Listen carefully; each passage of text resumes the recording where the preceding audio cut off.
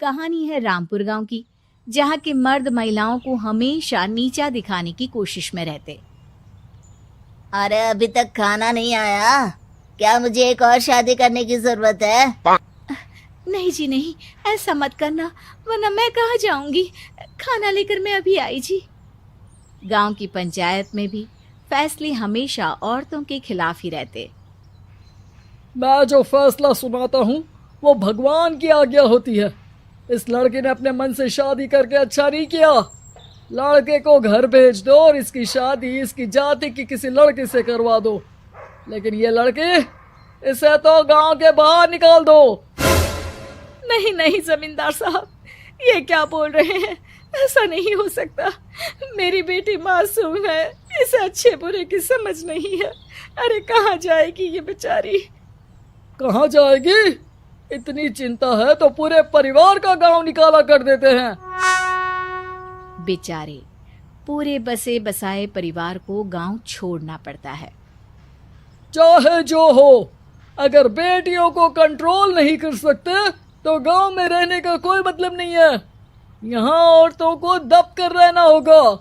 कोई भी अपने हिसाब से कुछ नहीं कर सकता, सब ईश्वर की मर्जी से ही होगा। तभी गांव का एक आदमी दौड़ा दौड़ा आता है।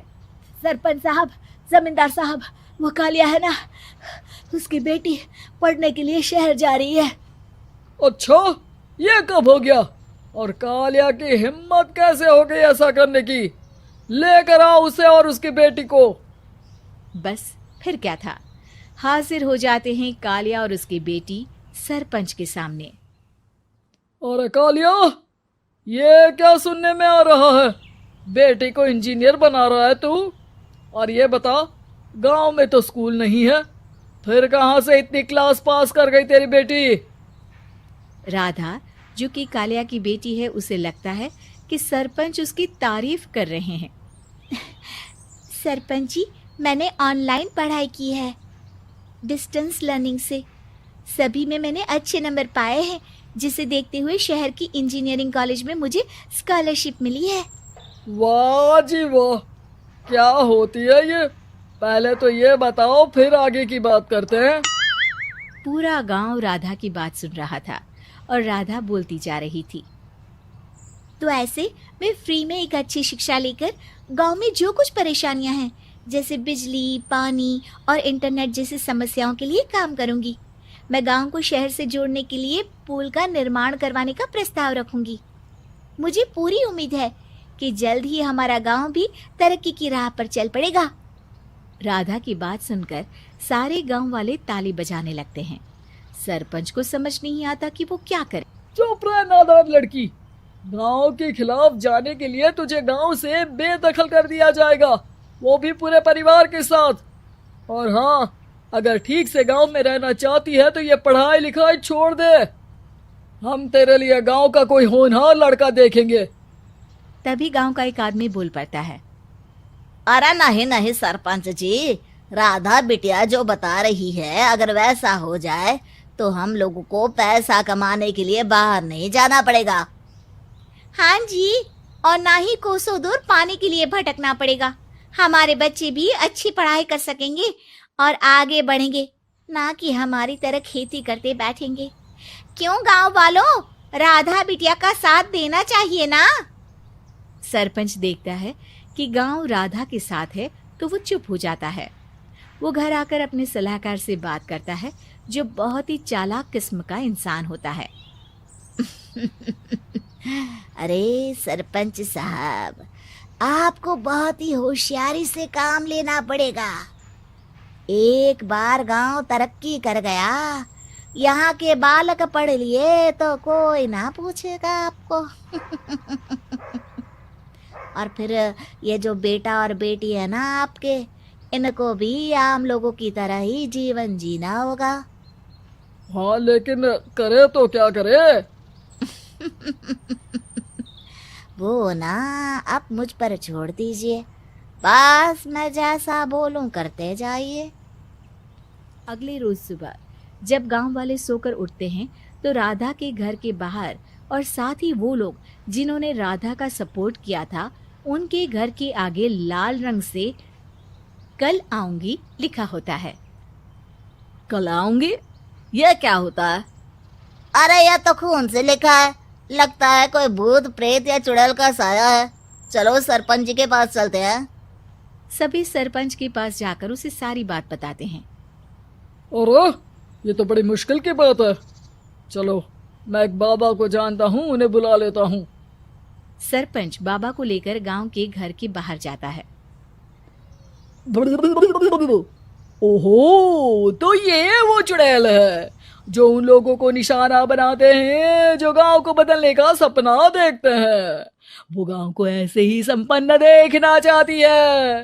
वो नहीं चाहती कि कोई बाहरी यहाँ का कायाकल्प करे। क्या तुम लोगों में से किसी ने गांव को बदलने की सोच रखी है? तभी राधा की माँ रोते रोते आती है। मेरी राधा घर से गायब हो गई है। अरे कोई तो बचाओ, मेरी बच्ची कहाँ गई?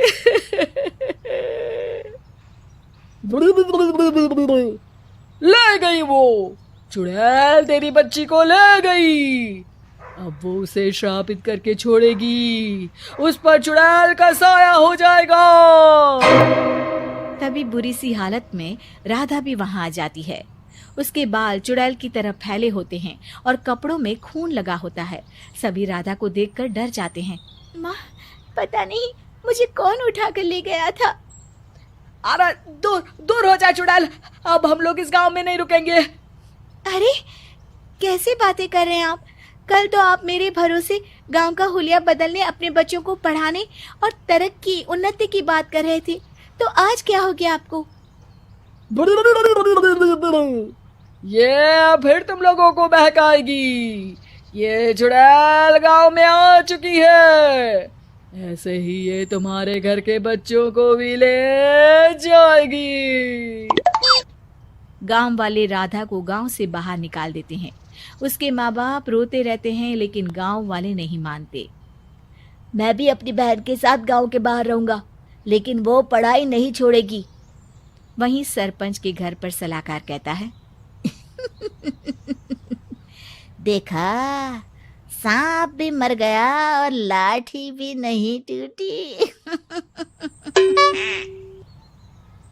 लेकिन अगले ही दिन सरपंच के घर के बाहर भी वही शब्द लिखे होते हैं और फिर सरपंच की बीवी कहती है, हमारी बेटी को किसी ने अगवा कर लिया है। तभी राधा का भाई वहां आ जाता है। अरे गांव वालों, मैंने सरपंच जी की बेटी को देखा था। वो चुड़ैल उसे उठाकर ले जा रही थी। अरे क्या मजाक कर रहे हो? नहीं नहीं सरपंच जी, आप नहीं जानते। वो चुड़ैल अब आपकी बेटी में आ जाएगी, जैसे राधा के अंदर आ गई थी। तभी सरपंच की बेटी वैसी ही हालत में वहां आती है जैसे राधा आई थी। पापा, पता नहीं कैसे मैं गायब हो गई थी। चुड़ैल, इसके अंदर भी चुड़ैल का साया है, मारो इसे। अरे नहीं नहीं, इसे भी राधा के पास गांव के बाहर ही भेज दो। अरे चुप रहो, मेरी बेटी कहीं नहीं जाएगी और चुड़ैल बुड़ैल कुछ नहीं होता है। अरे कैसे बात कर रहे हो सरपंच जी? आप तो बोल रहे थे कि आपका फैसला भगवान का ज्ञान होता है, तो अपने पर बात आई तो अब आप ऐसे बोल रहे हैं। अरे ना ना ना, आपको अपनी बेटी को त्यागना ही होगा। अरे बुलाओ बाबा को। राधा का भाई बाबा को ले आता है, जिसे अब गांव वालों के डर के कारण सच बोलना पड़ता है। मैं कोई बाबा नहीं हूँ, मैं तो मोची था। ये सलाहकार महोदय ने मुझे कहा था एक्टिंग करने को। अब वो मुझे पैसे देने वाले हैं। अब मुझे माफ कर दो। गलती हो गई, मुझे माफ कर दो। तभी वहां राधा आ जाती है। देखा सरपंच जी, जब गांव के बच्चे साक्षर होंगे तो आप जैसे लोगों की चालाकी नहीं चलेगी।